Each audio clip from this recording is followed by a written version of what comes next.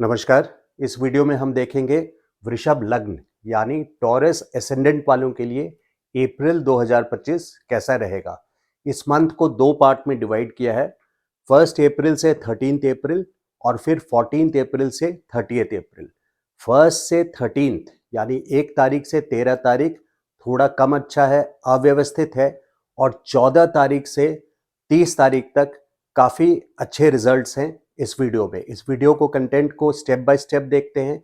अगर आपको ये वीडियो अच्छा लगे तो प्लीज़ लाइक कीजिएगा, एंड अगर अभी तक सब्सक्राइब नहीं किया है तो subscribe to my channel, that is a request. Now पहले से 1 तारीख से लेके 13 अप्रैल तक लग्नेश आपके लाभ स्थान पर हैं।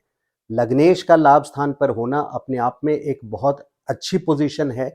लाभ से ही डायरेक्ट रिलेशन है, लेकिन वहां पे चूंकि शुक्र, देखिए शुक्र यहाँ पे वक्री स्थिति में है 2 मार्च से लेकर के 13 अप्रैल तक।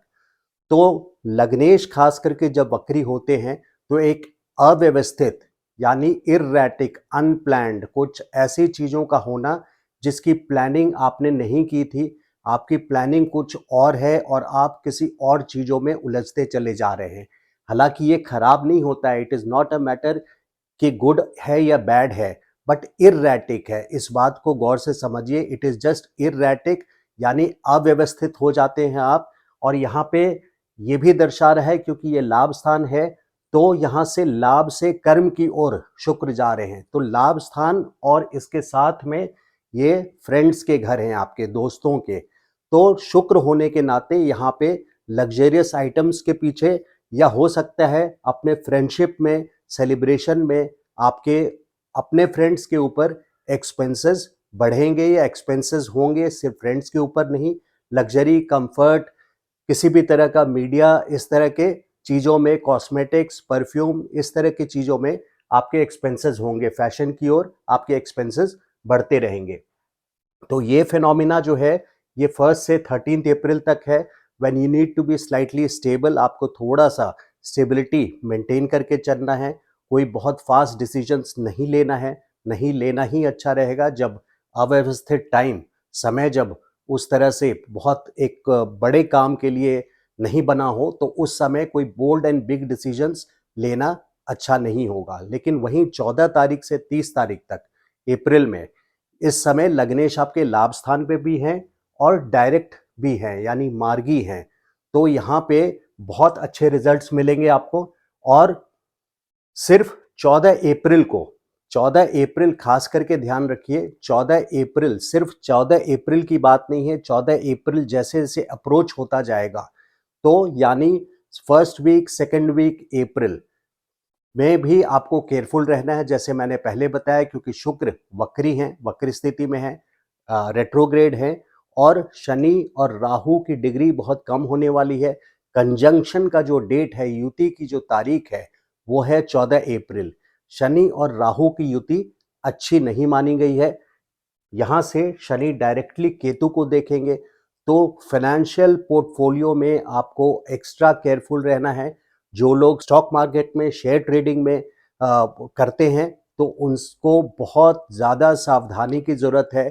नॉट ओनली टिल 14 अप्रैल, उसके आगे चल करके भी 18 मई तक, जब तक केतु आपके पंचम स्थान पर है, तब तक आप शेयर मार्केट या स्टॉक ट्रेडिंग की ओर आप ना देखें। और as it is stock market अभी काफ़ी नीचे गिरता जा रहा है, ग्लोबल रीजंस के वजह से, ग्लोबल पॉलिटिकल रीजंस के वजह से एंड इकोनॉमिक रीजंस के वजह से। सो देयरफॉर खास करके स्पेसिफिकली टिल 18 मार्च आप लोगों के लिए जो लागू होता है, वो स्टॉक मार्केट से आप दूर रहें।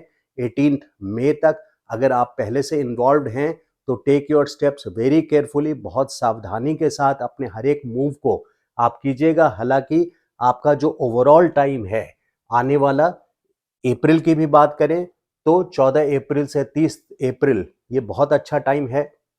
और यहाँ पे लाभेश और लग्नेश का परिवर्तन है।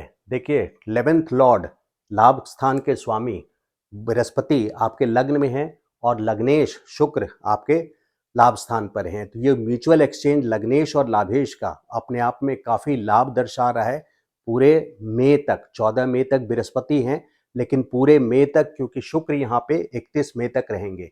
ऐसा नहीं बोल रहा हूं कि 31 मई के बाद से वो पोजीशन नहीं रहेगी, क्योंकि 31 मई के बाद यहाँ पे हम आगे भी देख रहे हैं, अप्रैल से आगे, उसका भी पर्सपेक्टिव आपको ओवरव्यू दे देता हूं। यहाँ पे क्या हो रहा है कि एक ग्रेट कॉम्बिनेशन लाभेश और लग्नेश का तो हो रहा है, लेकिन मई के बाद से 14 मई के बाद से आपके 2-3 प्लैनेट्स जो बड़े ग्रह हैं वो बहुत अच्छी स्थिति में आ रहे हैं। गुरु सेकंड हाउस में जाएंगे जो इनकम को बढ़ाएंगे। देखिए क्या होता है, कोई भी एक प्लैनेट सिंगल हैंडेडली बहुत अच्छे रिजल्ट्स एक्सट्रीमली एक्सटेंट तक, एक हाई एक्सटेंट तक रिजल्ट्स नहीं दे पाते जब तक बाकी बड़े ग्रह भी सपोर्ट ना करें। और सारे राशियों में, मेष से लेकर के मीन तक 12 राशियों में वृषभ वालों का आने वाला मई से लेकर के 2025 मई से लेकर के 2026 मई तक एक गोल्डन डायमंड पीरियड होगा। उसकी वजह, ऐसा मैं क्यों बोल रहा हूं, उसकी वजह यह है कि बृहस्पति आपके जाएंगे सेकंड हाउस में, हाउस ऑफ इनकम। लग्नेश आपके कर्मेश रहेंगे लाभ स्थान पे, और लाभ स्थान के स्वामी डायरेक्टली हाउस ऑफ इनकम में। तो जब भी 11th लॉर्ड सेकंड में जाते हैं, इस केस में सेकंड लॉर्ड 11th में, या 11th लॉर्ड जो कि आपके केस में 11th लॉर्ड सेकंड हाउस में जा रहे हैं, तो ये अपार धन देते हैं।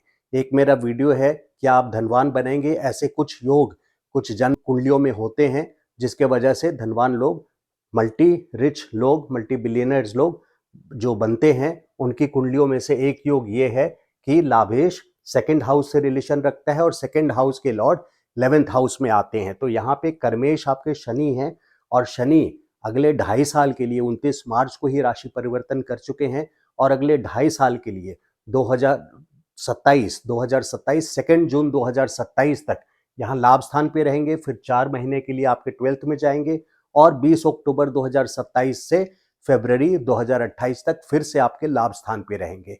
तो अभी अगर हम जून 2027 तक की बात करें, तो आपके कर्मेश 11th हाउस में, गुरु सेकंड हाउस में, और राहु आपके 10th हाउस में। राहु, इनमें से कोई भी 3 प्लैनेट अकेले भी रहते हैं तो हम लोग बहुत अच्छे रिजल्ट्स बताते हैं। यहाँ 3 के 3 ग्रह आपके तीनों जो स्लो मूविंग है, जो लास्टिंग इम्पैक्ट देते हैं, जो ठहराव और प्रॉस्पेरिटी देते हैं, ये तीनों ग्रह बृहस्पति, शनि जो कर्म स्थान के स्वामी हैं लाभ में रहेंगे, और राहु आपके कर्म स्थान पे रहेंगे हाउस ऑफ प्रोफेशन में। राहु का क्या रोल है? राहु का रोल होता है साम दाम दंड भेद, लेकिन सक्सेस आपको किसी भी तरह से आपको आपके हाथ में ला करके देते हैं, क्योंकि राहु का एक ही नियम है, भौतिक सुख देना, सक्सेस देना, प्रॉस्पेरिटी देना किसी भी तरीके से। और बृहस्पति का रोल है सेकंड हाउस में इनकम जनरेट करना, कैश फ्लो बनाना, और लिक्विडिटी, कैश फ्लो और लिक्विडिटी आपके हाथ में ला करके देना यहाँ पे। और वो बृहस्पति आपके 11th हाउस के भी लॉर्ड हैं जो सेकंड हाउस में जा रहे हैं। तो best combination in all राशिज, point number 5 के बी में मैंने लिखा है best combination in all राशिज compared, because मैंने कंपैरिजन किया है मीन से लेकर के, मेष से लेकर मीन तक कि शनि 11th में, बृहस्पति सेकंड हाउस में, और राहु 10th हाउस में।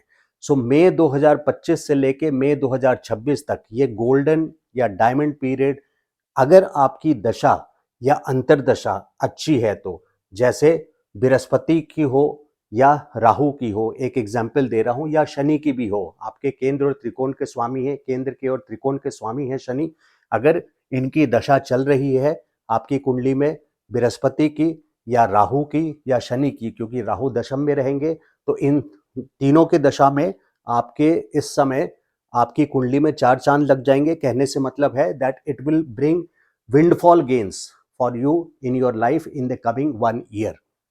मई से, खास करके मई से, मई तक की भी पोजीशन मैंने बताई कि जब तक अभी शुक्र वक्री हैं 13 अप्रैल तक, तब तक आपको सावधानी बरतना है। और फिर वर्ड में मैंने यूज किया, लेकिन यहाँ पे कुछ माइनर डेट्स के कारण वो मई के बाद एक्सटेंड हो करके 29 जून हो जा रहा है। तो 29 जून के बाद से, उसकी वजह क्या है? क्योंकि 15 मार्च 2 बार, देखिए इंटरिम पीरियड, माइनर इफेक्ट्स हम देखते हैं, माइनर इंटरिम पीरियड्स बुध वक्री हैं 15 मार्च से लेकर के 7 अप्रैल तक, और शुक्र वक्री हैं 2 मार्च से 13 अप्रैल तक। तो एक पहला डेट जो केयरफुल रहना है आपको, वो अप्रैल के महीने में 14 अप्रैल तक केयरफुल रहना है।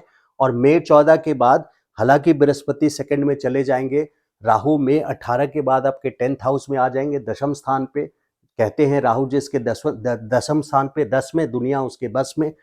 और शनि कर्मेश आपके लाभ स्थान पे। तो ये तीन तीन प्लैनेट्स बहुत अच्छे पोजीशन पे आपकी कुंडली में आ रहे हैं। लेकिन चूंकि आपके सोर्स ऑफ इनकम के लॉर्ड बुध भी हैं यहाँ पे, बुध और 5th हाउस के भी लॉर्ड हैं, तो बुध मई में आकर के बुध आपके 12वें स्थान पे रहेंगे 7 मई 2025 से लेके 23 मई 2025 तक। और शुक्र 12वें स्थान पे रहेंगे 31 मई से 29 जून तक। यानी पूरा पीरियड आप लें तो 7 मई से 29 जून तक ये बहुत अच्छा फेज नहीं रहेगा। लेकिन 29 जून के बाद से 7 मई से 29 जून भी अगर ये समय हम निकाल दें, 7 मई से 29 जून, तो 29 जून के बाद से जो पीरियड रहेगा वो अगले साल मई तक आपको जो बेनिफिट्स मैंने बताए हैं कि बृहस्पति आपके सेकंड हाउस में, राहु आपके दशम में, और शनि आपके लाभ स्थान पे जो कि आपके कर्म स्थान के स्वामी हैं और केंद्र और त्रिकोण के स्वामी हैं। तो ये एक बहुत ही अच्छी स्थिति रहेगी ग्रहों की। बट जो लोग, खास करके मैं रिपीट कर रहा हूँ, शेयर मार्केट में हैं, उनको स्टॉक मार्केट से, शेयर ट्रेडिंग से काफ़ी बच के रहना चाहिए। बिकॉज ये एक घर है जो ग्रसित है पूरी तरह से। 18 मई तक केतु का गोचर है वहाँ पे, और यहाँ पे आपको मेजर फाइनेंशियल लॉसेस हो सकते हैं 18 मई तक। वापस आते हैं इस महीने में, तो नीच के मंगल आपके तीसरे भाव में हैं, तो कुछ शॉर्ट जर्नीज दे सकते हैं जो कि बहुत अच्छा अनुभव नहीं रहेगा आपके लिए, क्योंकि यहाँ मंगल नीच के हैं। तो ये कुछ छोटे पॉइंट्स थे, बट मंथ के पॉइंट्स भी देने ज़रूरी थे। और मैंने एक ओवरव्यू भी दिया, ओवरव्यू अगले साल का, कि आने वाला टाइम आपका इस 13 अप्रैल तक आपको सावधानी बरतनी है, और फिर 7 मई से लेकर के 29 जून तक का टाइम आपको सावधान रहना है। इस टाइम को छोड़ के, इन दो टाइम को, 13 अप्रैल तक और 7 मई से 29 जून, इन पीरियड को छोड़ करके आपके 29 जून से लेकर के 2026 मई तक एक गोल्डन टाइम टॉरस लग्न वालों के लिए आएगा। 12 राशि में सबसे स्ट्रॉन्ग बिग प्लैनेट्स की पोजीशन वृषभ वालों के लिए है, यानी टॉरस असेंडेंट वालों के लिए, जो कि आपका लग्न है, लग्न की राशि है। रेमेडी में देखें, शनि और राहु की युति है इस मंथ में, तो 14 अप्रैल को युति है यहाँ पे। तो विष्णु सहस्त्र नाम का पाठ हो सके तो फर्स्ट 2 वीक्स में जरूर कीजिए। अगर आप खुद नहीं पढ़ सकते हैं विष्णु सहस्त्र नाम, तो यूट्यूब पे लिंक पे आप टाइप कीजिए विष्णु सहस्त्र नाम। ऑफिस जाते हुए कभी आप बैठे हो शांति में, सुबह के वक्त या रात के वक्त भी, तो आप विष्णु सहस्त्र नाम। दूसरा उपाय है 2 मार्च टू 13 अप्रैल के लिए यंग गर्ल्स को, यंग कन्याओं को आपको हेल्प करना है ना। शुक्र जो आपके वक्री हैं इस टाइम पे, उनको आप हेल्प करेंगे तो आपके जो लग्नेश हैं, वैसे आपको हमेशा हेल्प करनी चाहिए क्योंकि शुक्र आपके लग्नेश हैं। अगर आप हेल्प करेंगे तो आपके लिए ओवरऑल प्रॉस्पेरिटी की सिचुएशन बनी रहेगी। इस मंथ के कुछ इंपॉर्टेंट डेट्स को देखते हैं अप्रैल महीने के। देखिए 30 मार्च को हिंदू कैलेंडर के हिसाब से नया साल शुरू होता है और विक्रम संवत 2082 की शुरुआत हुई है। साका संवत में 1946 शुक्ल एकादशी 8 अप्रैल को है, जिसको कामद एकादशी भी बोलते हैं। प्रदोष व्रत देखिए 10 अप्रैल को है। तो 10 अप्रैल को जो लोग भी खास करके रेमेडी करना चाहते हैं और विष्णु सहस्त्र नाम रोज नहीं सुन पा रहे हैं, तो 10 अप्रैल को खास करके जरूर सुने पूरा का पूरा पाठ, जो आपको यूट्यूब लिंक पे मिल जाएगा।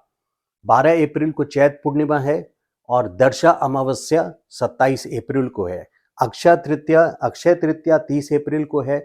मुहूर्त में देखिए कुछ ऐसे तिथियां होती है जो बहुत साल में बहुत पावरफुल होती हैं, शक्तिशाली होती हैं। इनमें किसी शादी ब्याह करने के लिए मुहूर्त की भी जरूरत नहीं होती। ये ऑस्पिशियसनेस होती है इन डेट्स की, जिसमें से पहली है फॉर एग्जाम्पल जो पीछे निकल गया, चैत्र महीने की जो शुरुआत होती है होली के अगले दिन पूर्णिमा के अगले दिन, वो है 15 तारीख मार्च जो निकल गया, और दूसरा अब जो इस मंथ में पड़ रहा है वो 30 तारीख अक्षय तृतीया है। तो इस समय डोनेशन आप दे सकते हैं या गोल्ड वगैरह आप खरीद सकते हैं। जो भी आप पुण्य काम करेंगे वो मल्टीप्लाई करता है, ऐसी मान्यता है। तो आई होप आपको ये वीडियो अच्छा लगा हो। अगर अच्छा लगा है तो प्लीज़ लाइक, और सब्सक्राइब नहीं किया है तो please subscribe to my channel. Thank you so much. नमस्कार।